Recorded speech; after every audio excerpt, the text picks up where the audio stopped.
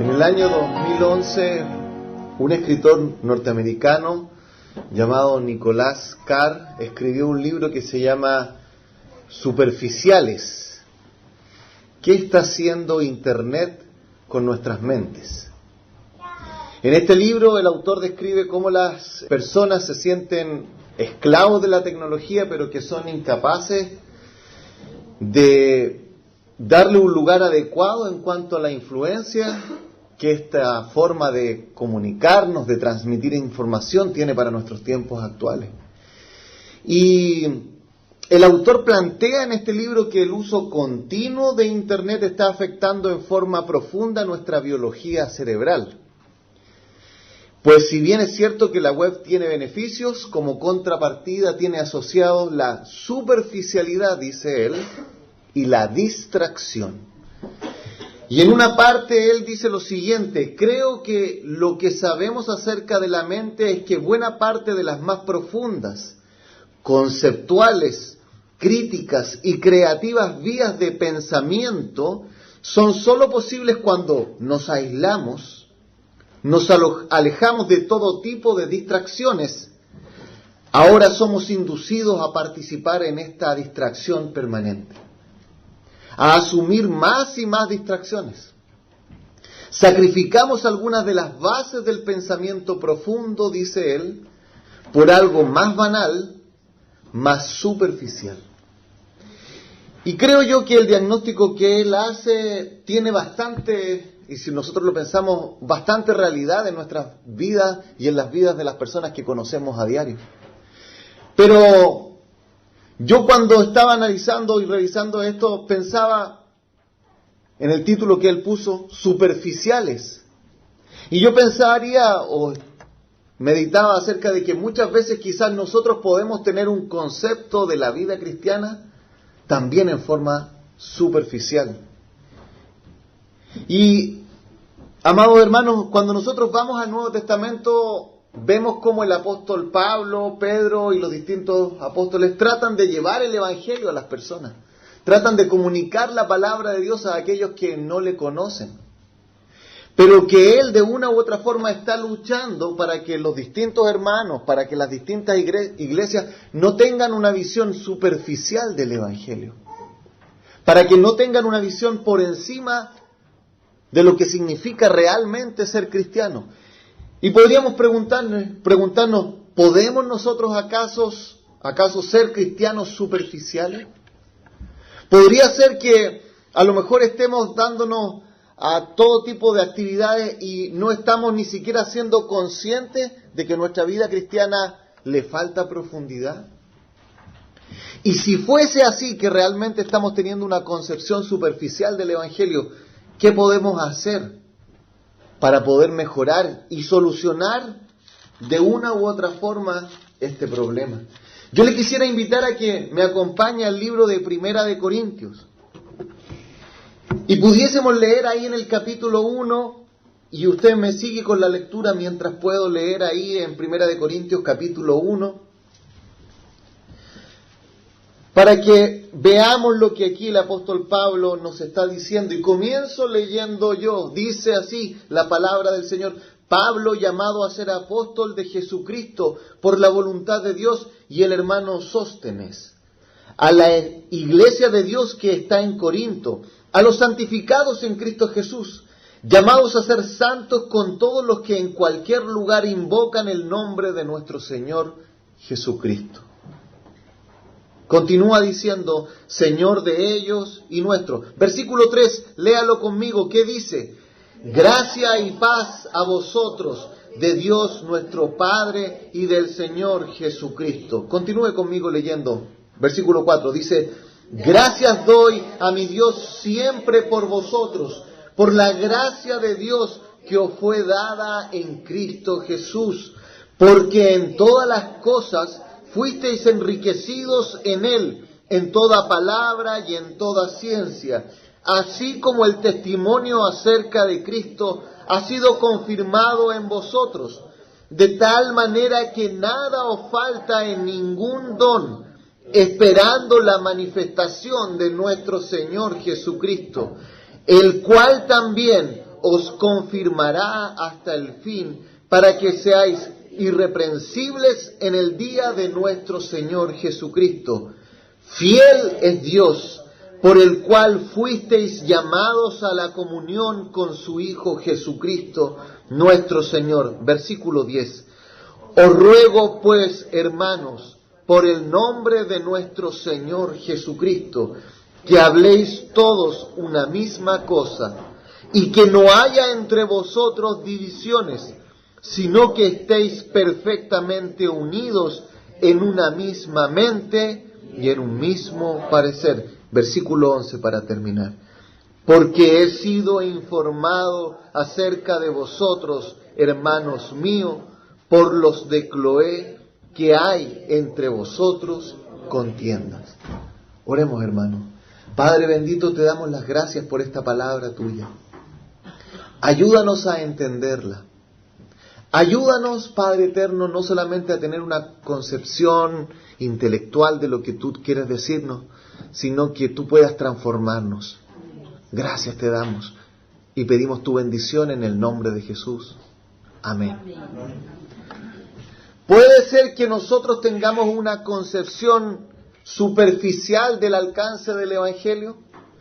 Yo creo que todos podríamos decir que ese es el gran peligro que nosotros el día de hoy corremos. Y con la ayuda del Señor el día de hoy vamos a empezar un nuevo tema acá en la palabra de Dios, aquí en el libro de Primera de Corintios.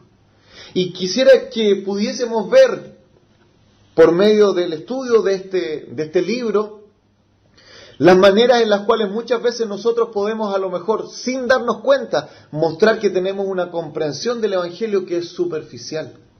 Déjeme darle una introducción un poquitito más larga de lo común, pero es para que nos pongamos en el contexto de esta carta de Primera de Corintios. Un estudioso del Nuevo Testamento, el señor Craig Blomberg, en su comentario de la carta al libro de Corintios dice lo siguiente: imaginémonos una iglesia devastada por las divisiones, en la que influyentes dirigentes se autoproclaman y se enfrentan unos a otros, cada uno de ellos con su grupo de leales seguidores.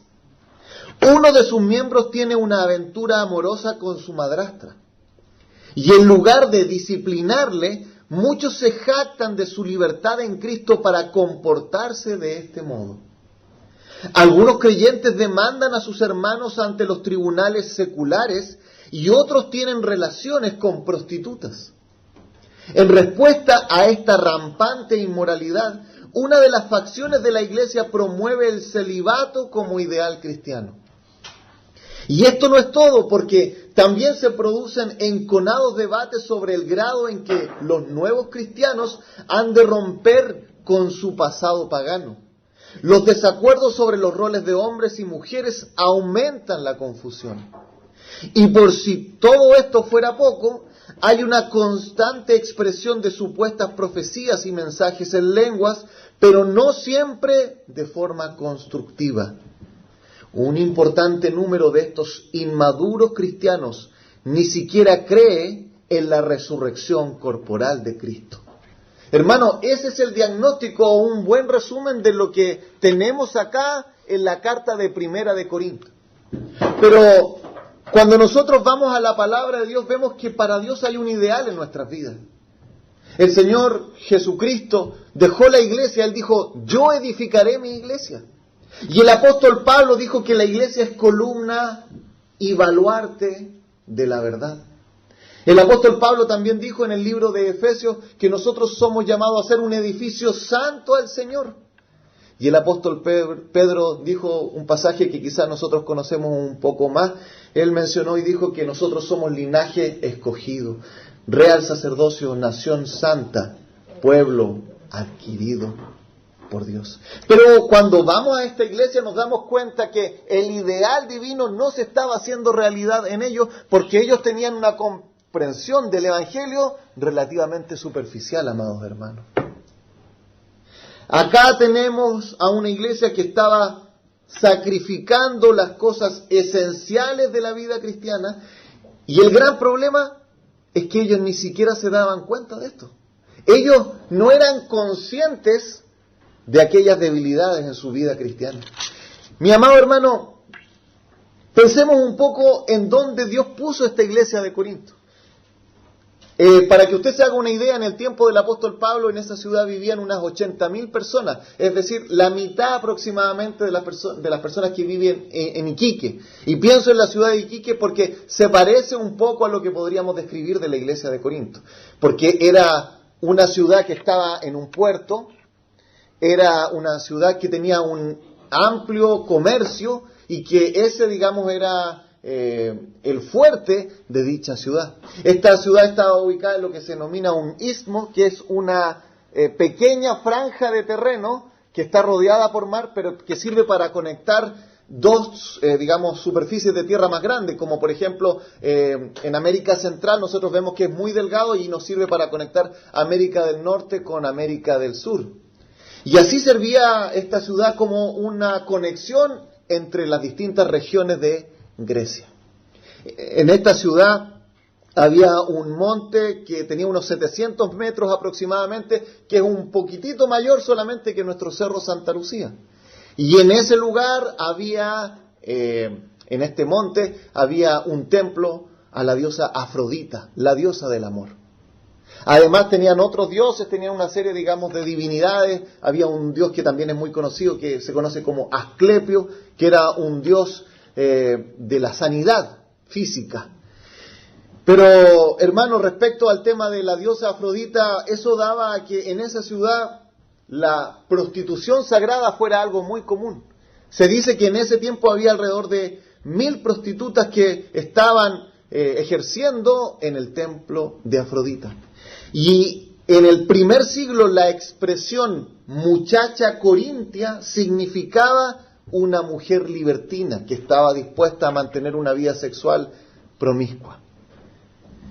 Hermanos amados, si hay una ciudad en la cual los ideales griegos se llevaban muy fuertemente a cabo, esa era la ciudad de Corinto. Los griegos valoraban mucho el individualismo, la igualdad, la libertad o autonomía de cada persona y la desconfianza hacia las autoridades. Y hermano, cuando pensaba yo en eso me daba cuenta que en realidad las cosas, si las miramos en nuestro tiempo actual, son más o menos similares. Y en ese lugar Dios quiso que se levantara una iglesia. Por favor, acompáñeme al libro de Hechos, capítulo 18.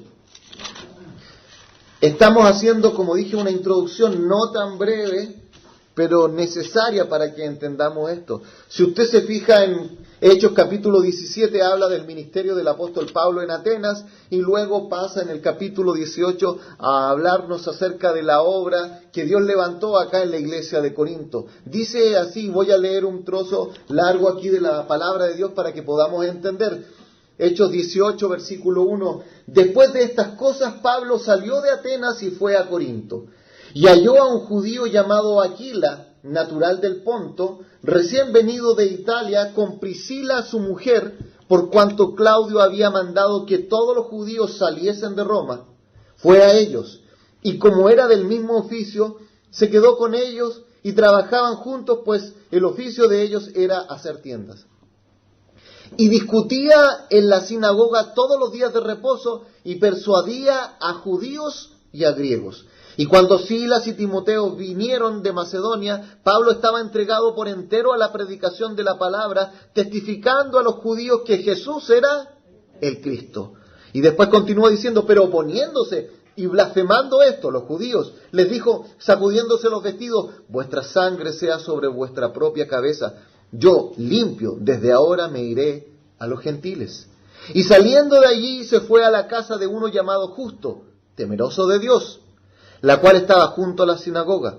Y Crispo, el principal de la sinagoga, creyó en el Señor con toda su casa. Y muchos de los corintios, oyendo, creían y eran bautizados. Acá tenemos el origen de esta iglesia. En medio de esa ciudad que representaba los ideales griegos y de una oposición en la vida práctica a los ideales de la palabra de Dios, del Evangelio. Versículo 9. Entonces el Señor dijo a Pablo en visión de noche, no temas, sino habla, y no calles. Porque yo estoy contigo y ninguno pondrá sobre ti la mano para hacerte mal, porque yo tengo mucho pueblo en esta ciudad. El apóstol Pablo sabía que Dios le había encomendado ir a este lugar y trabajar junto a otros creyentes. Y esto, amados hermanos, ocurrió alrededor del año 51 o 52 después de Cristo, tan solo unos 20 años después de la muerte del Señor Jesucristo. Y la primera carta a los Corintios fue escrita solo 4 o 5 años después de los eventos que nosotros encontramos acá en el libro de Hechos, capítulo 18. Y hermano, cuando nosotros vemos esta carta de Corintios, encontramos que la comprensión que estos hermanos tenían del Evangelio era relativamente superficial. Dicho de otra forma, ellos tenían preguntas en su mente acerca de la vida cristiana que eran importantes resolver, pero se olvidaban de otras áreas de la vida cristiana que el apóstol Pablo se daba cuenta que ellos ni siquiera eran conscientes de esto. Estos hermanos le escribieron una carta al apóstol, la enviaron hacia él y le dijeron: Pablo, tenemos estas dudas y quisiéramos que tú nos ayudes a resolver estos problemas. Y por favor, volvamos al libro de 1 Corintios y veamos cuáles eran algunas de las inquietudes que tenían estos hermanos. El libro de 1 Corintios se puede dividir en dos grandes partes. Del capítulo 1 al 6, Pablo da respuesta a algunas inquietudes que habían, producto de comentarios que le habían llegado. Había sido informado por los de Cloé, dice, de que habían divisiones. ¿Se acuerda que lo leímos? Habían problemas en la iglesia. Y Pablo empieza a decirle: mire, aquí estamos mal. Pero desde el capítulo 7 en adelante, él empieza a tratar de responder las inquietudes, las dudas que los hermanos le habían enviado por medio de una carta. Y fíjese por favor ahí en 1 Corintios capítulo 7, dice... Y aquí nos damos cuenta de cómo él está respondiendo a las dudas. 1 Corintios 7 comienza, léalo conmigo, ¿qué dice?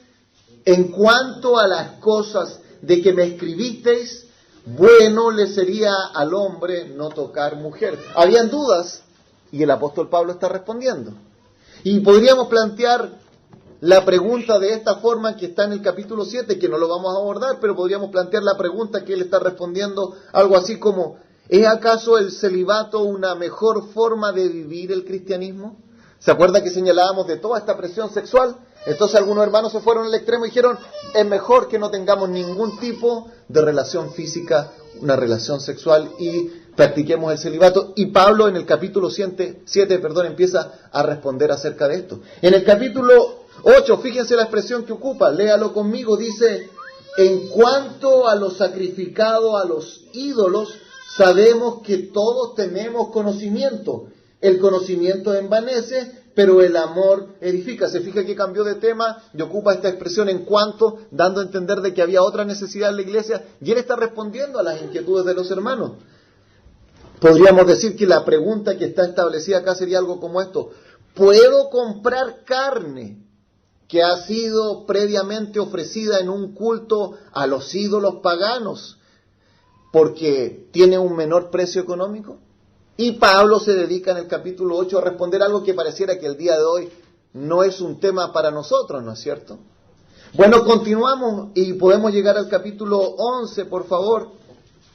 En el capítulo 11, en el versículo 2 dice: os alabo, hermanos, porque en todo os acordáis de mí y retenéis las instrucciones tal como las entregué. Está diciendo que ellos estaban entendiendo y luego empieza, versículo 3, pero quiero que sepáis, y aquí empieza a hablar acerca de otras dudas que tenían, que Cristo es la cabeza de todo varón y el varón es la cabeza de la mujer y Dios la cabeza de Cristo. Podríamos decir o plantear en forma de pregunta esto como: ¿cuál es el rol de la mujer en el culto de la iglesia? Y sabemos que ese pasaje ahí explica acerca de este tema, ¿no es cierto? Continuamos, por favor, capítulo 12.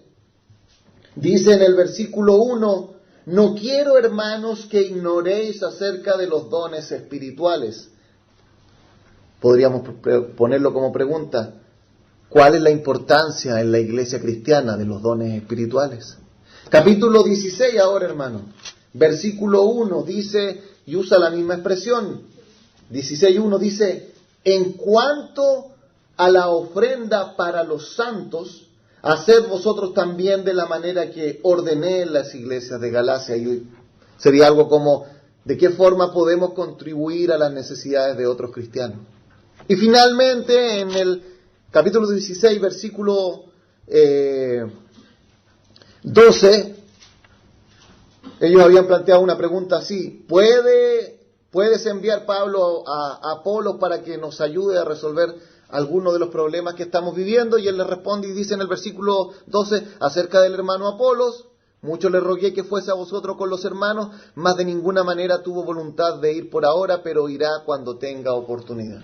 Entonces, en esta segunda sección que estamos viendo y analizando en forma muy general, podemos darnos cuenta que Pablo está respondiendo a las inquietudes que tenían estos hermanos. Y eran inquietudes legítimas.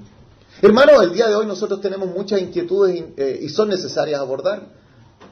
A lo mejor, en el caso de algunos de nosotros, podríamos preguntarnos, ¿es verdad que Dios creó los cielos y la tierra en 7 días literales? Y a lo mejor, en su desconocimiento, quiere saber más del tema y quiere investigar y va a buscar las formas de averiguar acerca de eso en la palabra de Dios.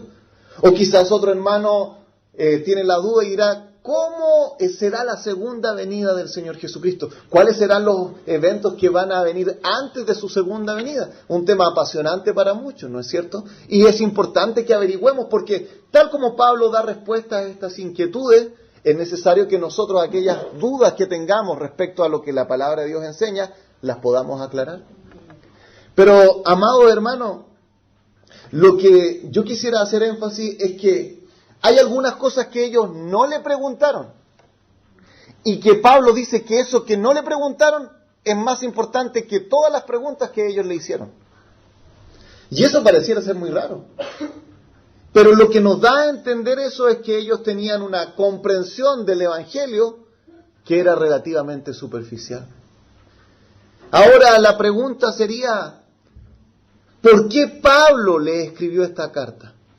Ellos querían que le escribiera para responder dudas, pero él tomó toda una primera sección para decirles cosas que ellos no le estaban preguntando. Y quisiera que en este momento pudiésemos entonces entrar y ver en esta primera sección de la carta los motivos por los cuales podemos darnos cuenta que estos hermanos tenían una comprensión del Evangelio que es un poco superficial. Fíjense por favor ahí, ahora volvamos a 1 Corintios 1. Y podemos encontrar 5 cosas, o por lo menos yo lo dividí en 5 cosas que podemos encontrar que demuestran una comprensión superficial del Evangelio en la iglesia de Corinto. Primero podríamos decir lo siguiente: la iglesia de Corinto estaba viviendo fuertes divisiones internas. Ellos no le preguntaron nada acerca de eso, pero el apóstol Pablo estaba preocupado por ese tema. 1 Corintios 1, versículo 10 lo leímos, decía ahí: os ruego pues, hermanos, por el nombre de nuestro Señor Jesucristo, que habléis todos una misma cosa y que no haya entre vosotros divisiones, sino que estéis perfectamente unidos en una misma mente y en un mismo parecer. Capítulo 3, versículo 2 y versículo 3 dice así: os di a beber leche y no vianda, porque aún no erais capaces, ni sois capaces todavía, porque aún sois carnales. Pues habiendo entre vosotros celos, contiendas y disensiones, ¿no sois carnales y andáis como hombres? Y fíjese por favor ahora conmigo en el capítulo 11, versículo 19. Cuando está hablando acerca de cómo esas divisiones llegaron incluso hasta la cena del Señor. Dice en el capítulo 11, versículo 19, porque es preciso que entre vosotros haya disensiones, para que se hagan manifiestos entre vosotros los que son aprobados. De una forma en la cual nosotros muchas veces podemos mostrar que tenemos una comprensión superficial del cristianismo, es cuando la iglesia de Cristo se encuentra dividida, no por principios bíblicos, sino por nuestro carácter, por nuestro orgullo. Y eso es lo que Pablo estaba preocupado y le escribe a estos hermanos. Pero hay un segundo motivo que yo encuentro acá en el cual lo mueve a él a escribir esto. Y es que ellos se habían vuelto jactanciosos en su vida cristiana, producto de la supuesta sabiduría que ellos creían que tenían. Fíjese por favor ahora conmigo, capítulo 3, versículo 18.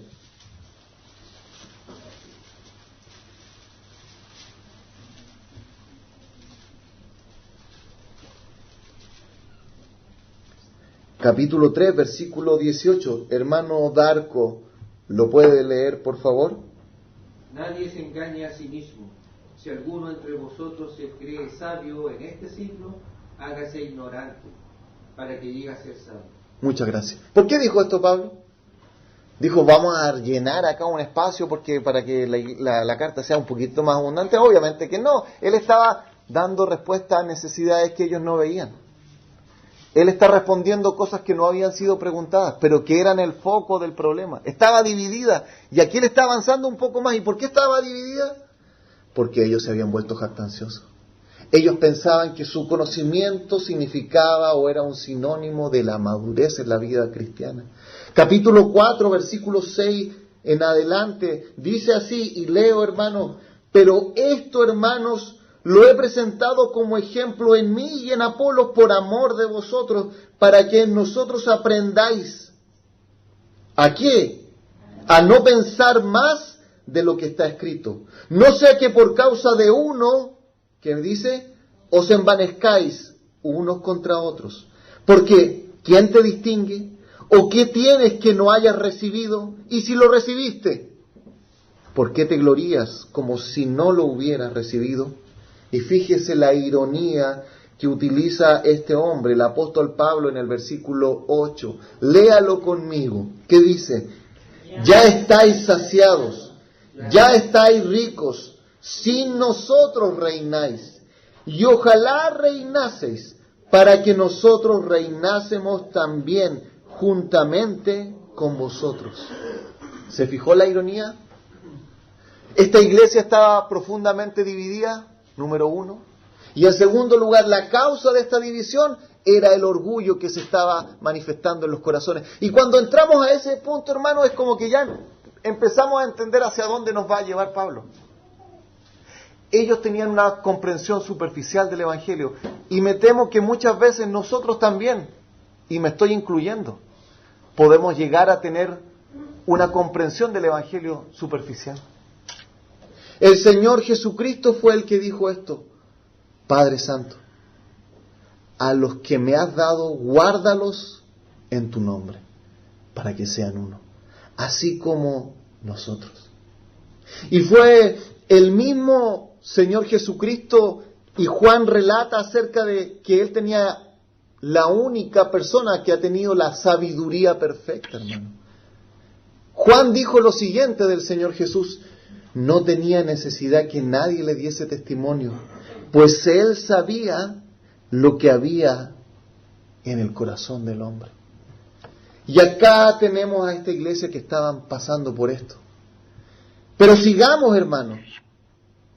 En tercer lugar, una demostración de que esta iglesia tenía una comprensión superficial del Evangelio es que ellos estaban cómodos en su vida cristiana y no estaban dispuestos a realizar ninguna clase de sacrificio en sus vidas.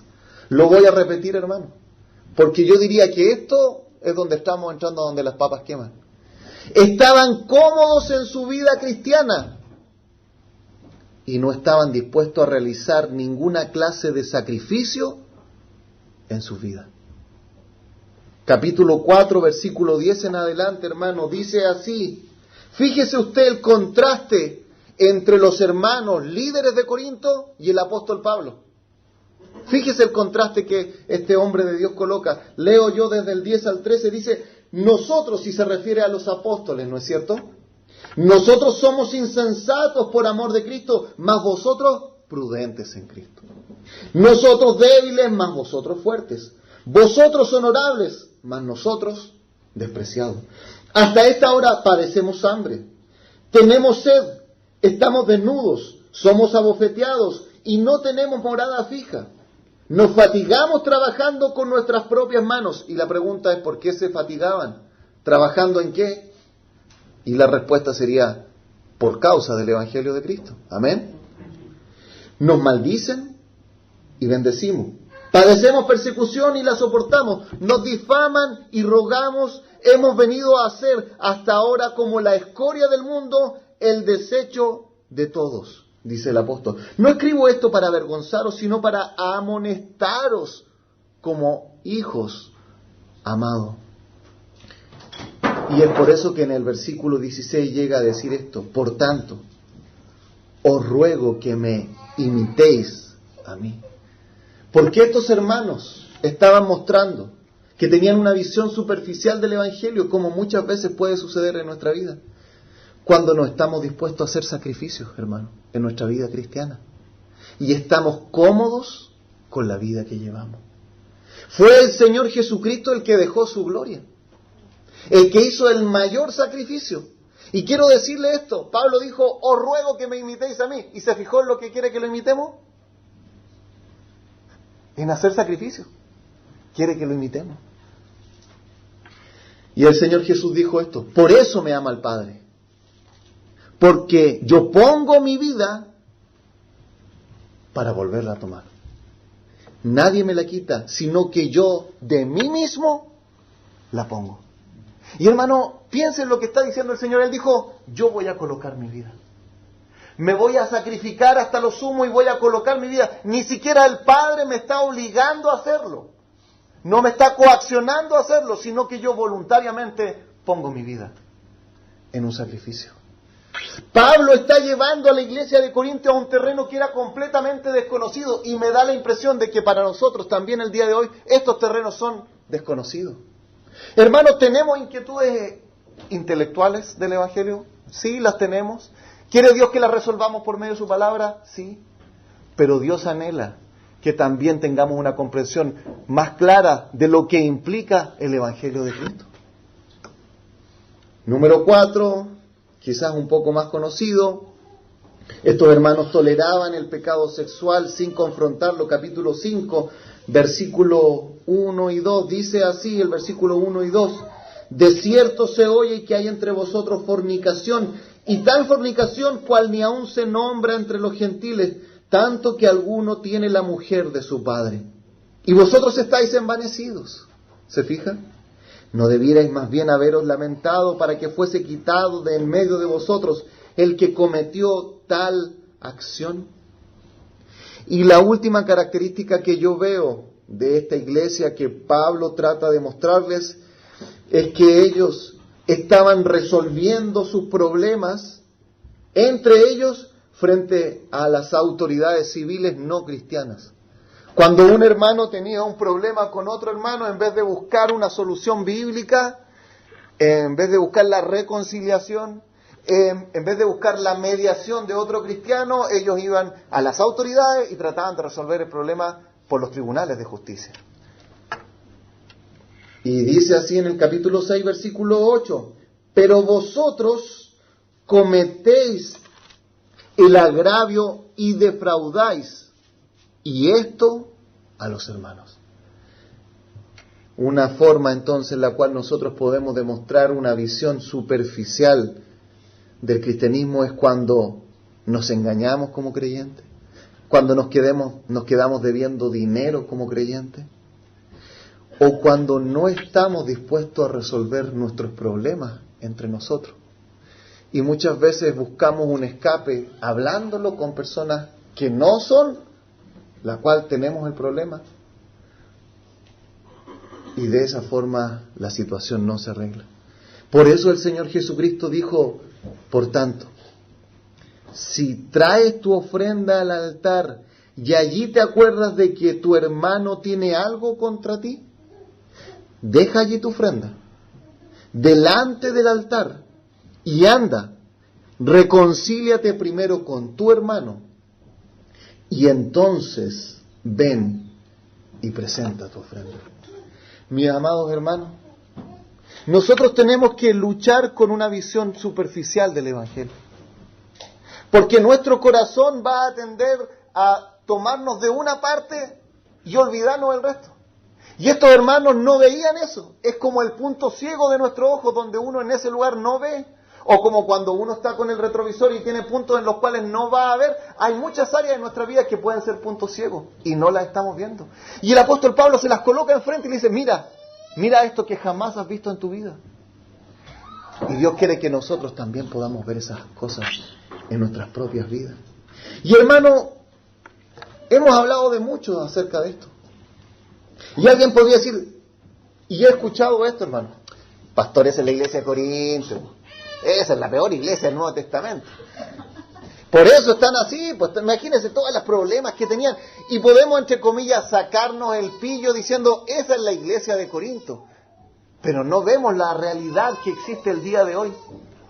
Es por eso que un comentarista bíblico en un libro que se llama Altar a un amor desconocido, él dice lo siguiente respecto a esto. En muchos sentidos, la iglesia de Corinto está con nosotros hoy día. Sobre todo cuando el mensaje del amor de Dios está contaminado con la sabiduría humana. A lo largo de la historia muchos han tratado falsamente de separar los conceptos de amor y de verdad. Pero para los hijos de Dios, estos son inseparables. Y otro hermano en un libro que se llama Una iglesia saludable. Mire, el título ya nos está diciendo para dónde quiere él ir, ¿no es cierto? Las malas iglesias, quiero que escuche lo que dice él. Las malas iglesias son fuerzas antimisioneras terriblemente efectivas.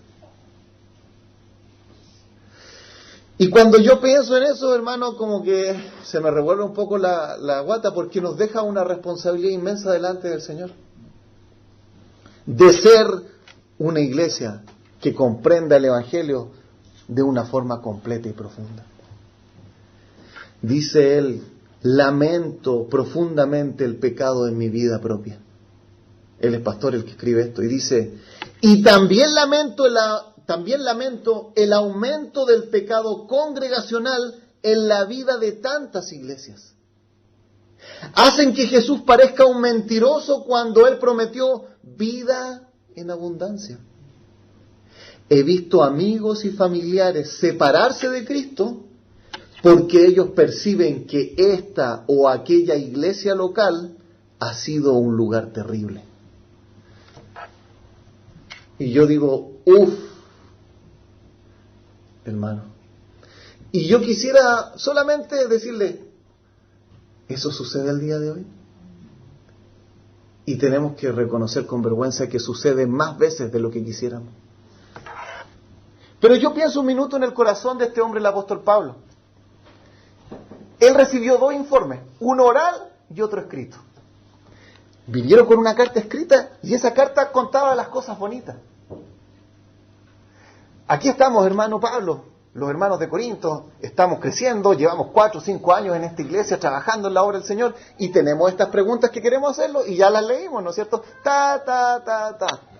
Pero de pronto empezaron a llegar comentarios y viene un informe oral. El informe no oficial, lo que no está por ningún lado escrito, dice, Pablo, las cosas no están bien acá. Esta iglesia está llena de divisiones. Los hermanos que tienen más comodidad, de pronto en la cena del Señor usan eso para comer ellos bien, y hay otros que tienen menos cosas materiales, y la iglesia está completamente dividida. Y es por ese motivo que el apóstol Pablo le escribe esta carta. Y hermano, dentro de todo lo que este hombre de Dios les escribe, él comienza a darles en un capítulo completo respuestas a preguntas que ellos jamás hicieron. Les empieza a hacer un análisis de un tema que a ellos ni siquiera les interesaba saber. Y es el capítulo 13. El capítulo 13 no lo podemos leer fuera de su contexto. El capítulo 13 no fue pedido por los hermanos de Corinto, pero eso es lo que el apóstol Pablo les da a pesar de que ellos no lo habían pedido. Y yo solamente quisiera que el día de hoy avanzáramos en el capítulo 12, versículo 31, porque la última parte de ese versículo 31 en realidad es el principio del capítulo 13. En alguna otra Biblia aparece desde ahí hacia abajo todo continuo. Y quiero que se fije lo que dice el versículo 31 y que usted me acompañe, lo leamos todos juntos. ¿Qué dice ahí la palabra de Dios? Procurad pues los dones mejores, mas yo os muestro un camino aún más excelente. Detengámonos un minuto ahí, porque muchas veces leemos tantas veces la palabra de Dios que de pronto no entendemos de qué nos está hablando. Quiero decirle esto, ustedes están haciendo todas estas cosas, pero les voy a decir algo. Yo les voy a mostrar un camino que ustedes ni siquiera tienen idea que tienen que andar por ese camino. Yo les voy a mostrar una ruta que ustedes ni siquiera se dan cuenta porque están enredados en otras cosas, en temas necesarios, pero ni siquiera se dan cuenta que este es el camino más importante y que necesitan andar por él. Y hermano, yo creo que muchas veces nosotros nos hemos también enredado como iglesia. Muchas veces nos hemos enredado como creyentes individuales y no hemos entendido lo que el apóstol Pablo nos está mencionando acá. Fíjese cómo él lo llama y usa una expresión que en español nosotros no ocupamos, pero la hemos leído tantas veces que nosotros a veces no la damos cuenta. Más excelente. Si usted escuchara a alguien en la calle hablar de más excelente, diría, mira la forma tonta de hablar o torpe de hablar, ¿no es cierto? ¿Cómo está? Bien, aquí estoy más excelente.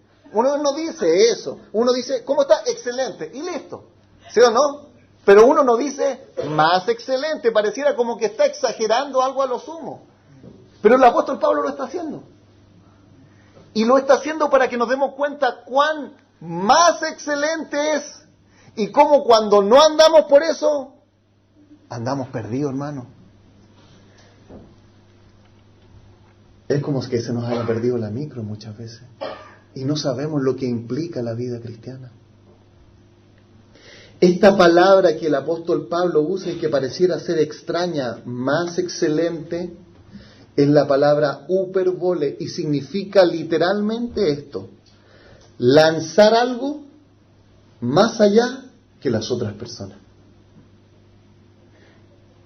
Y quiero decirte esto: la única forma que tu vida y mi vida sea tomada por Dios y lanzada más allá y que se haga una real, concreta y profunda diferencia entre nosotros y aquellos que no conocen a Cristo, es cuando andamos por 1 Corintios capítulo 13.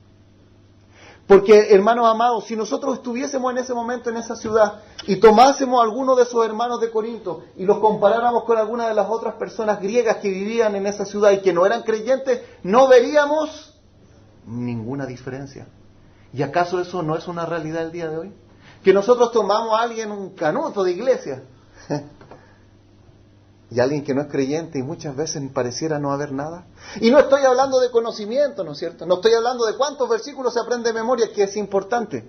Estamos hablando de lo que implica 1 Corintios capítulo 13. Y hermano, esta palabra más excelente puede traducirse excelente, grandeza, extraordinaria.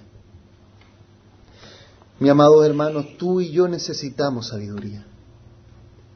Necesitamos sabiduría no solamente para entender las oraciones bíblicas, para entender los conceptos bíblicos, para entender las palabras de lo que la palabra de Dios nos dice, sino que para llegar a un minuto donde todo eso Dios lo coloque en nuestro corazón y haga que nuestra vida práctica empiece a reflejar esas verdades. Y ese es el camino que el apóstol Pablo está invitando a estos creyentes. Y yo, cuando veía esto, me preguntaba, y quiero hacerle la pregunta, ¿sabemos realmente en lo que consiste el amor de Dios en forma práctica? ¿Sabemos realmente en lo que consiste el amor? Y no estoy hablando del amor que Dios ha tenido para con nosotros, ya vamos a hablar de eso, sino el amor que Dios quiere que yo refleje alrededor mío. ¿Sabemos realmente lo que implica ese amor? Y estos hermanos parecían que no tenían idea de esto. Y muchas veces nosotros el día de hoy pareciera que tampoco tuviésemos idea. Hermanos amados, no podemos más avanzar el día de hoy ni hacer un análisis de este libro y de este capítulo, porque creo ya que hemos dicho hartas cosas. Pero Dios quiere que nosotros logremos llegar a una comprensión más profunda del Evangelio y que caminemos por este camino más excelente. Y cuando nosotros analizamos acerca de este camino, podemos llegar a la conclusión que ese fue el camino que el Señor Jesucristo siguió. Mi amado hermano, el Dios que todo lo sabe, descendió en la persona de Jesucristo a la tierra. El que tenía todo el conocimiento bíblico, descendió y se hizo hombre. Y habitó entre nosotros. Y en unas oportunidades dijo, ¿hasta cuándo voy a estar con ustedes? ¿Sí o no? Es como que se lo hubiera dicho a sus discípulos, ¿sabes que me tienen ya chato? Y habitó entre nosotros. Vivió. Y el Evangelio se encarnó en él. Porque de tal manera amó Dios al mundo. ¿Cómo lo amó? Que ha dado a su Hijo unigénito, para que todo aquel que en él cree no se pierda, mas tenga vida eterna. Y hermano, vamos a analizar 1 Corintios 13, pero quiero por favor pedirle que analicemos primero 1 Corintios 1, versículo 18.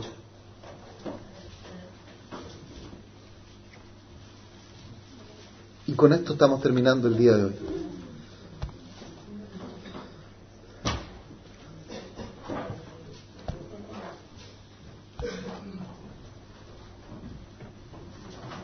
Voy a leer del versículo 18 al 20 y con eso vamos a estar terminando. Le pido que todos me acompañen a leer esta porción. ¿Qué dice? Porque la palabra de la cruz es locura a los que se pierden, pero a los que se salvan, esto es, a nosotros, es poder de Dios.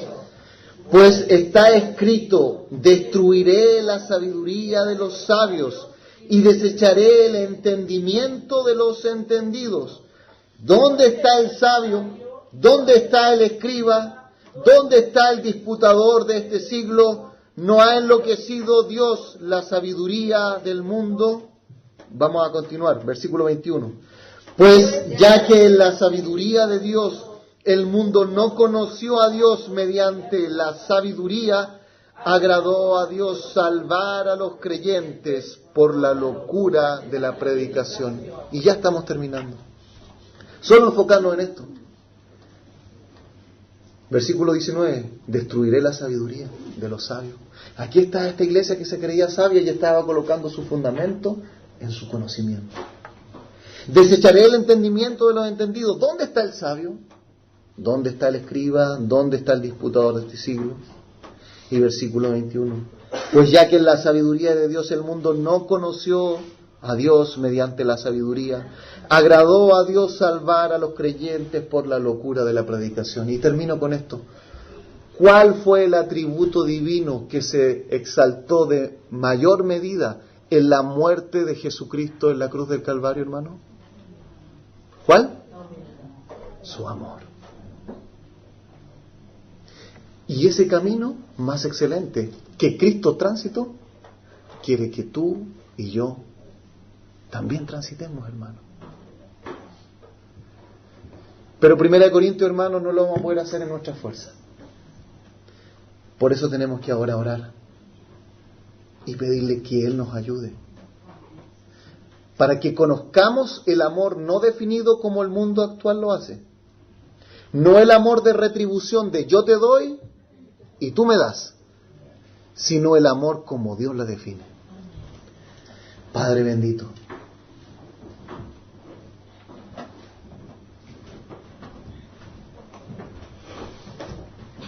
Pablo era un teólogo tan grande.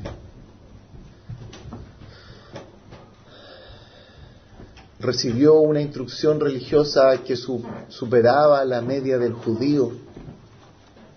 Fue criado a los pies de un gran maestro de ese tiempo llamado Gamaliel.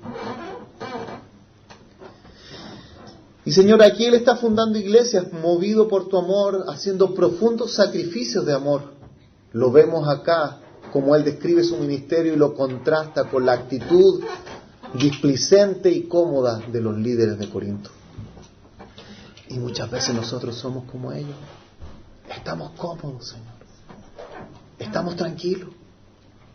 Y no nos damos cuenta que no fue la comodidad lo que trajo a Cristo a la tierra, sino el riesgo y venir a hacerse hombre para salvarnos a nosotros. Amado Dios, queremos conocer el amor como tú lo defines. Queremos entender sus implicancias, no solamente intelectuales y emocionales, sino que queremos entender sus implicancias en nuestra vida diaria, en las decisiones que tomamos, en lo que hacemos y en lo que dejamos de hacer. Lo único que queremos pedirte a esta hora, ayúdanos. Abre nuestro entendimiento espiritual para conocer tu amor y para que este amor se haga una realidad, una carne en estos pecadores que hemos recibido y en los cuales se ha derramado el amor de Dios en Cristo nuestro Salvador. Gracias te damos, Señor, en el nombre de Jesús. Amén.